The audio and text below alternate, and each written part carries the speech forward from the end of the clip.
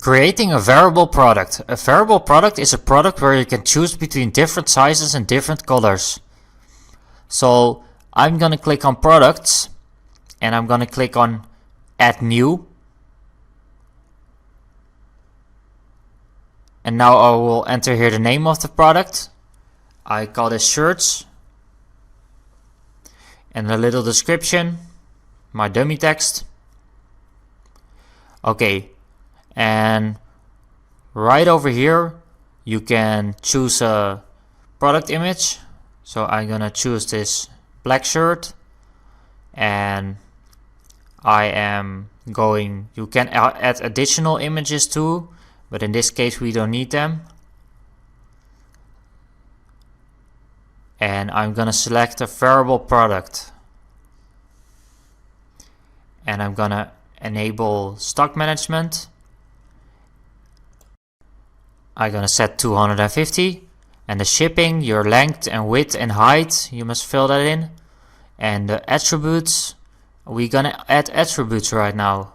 So I'm gonna click on add, and I'm gonna call this sizes. And I'm gonna select use for variations by bot, and I'm gonna call this colors. And first the sizes. I will enter here S, and then the sign above the enter key,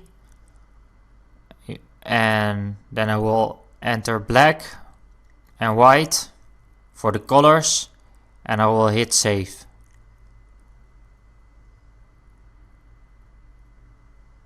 Okay, now I will go to the variations. And I will add variations, create variations from all attributes. We're gonna import them. Okay, you've successfully imported your products. So I'm gonna select the default size.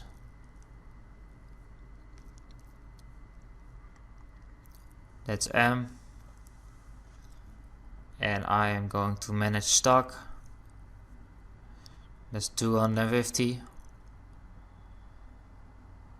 And that is 30, and that is 25.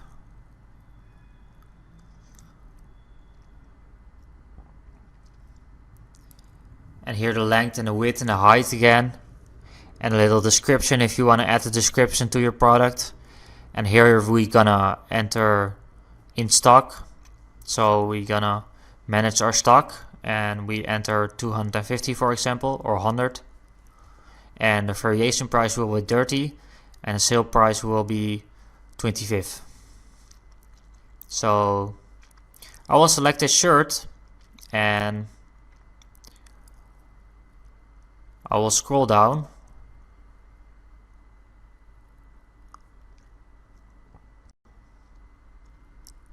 and scroll up. Okay, I think we got everything right now. I'm gonna click on update and publish.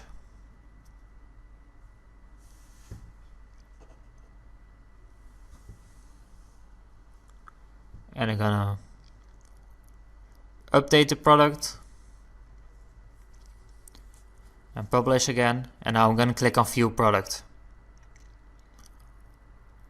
Okay, that's great. We have here the sizes. So when I select S, I have a black shirt and I have a white shirt. So that's great. We can select now colors and sizes.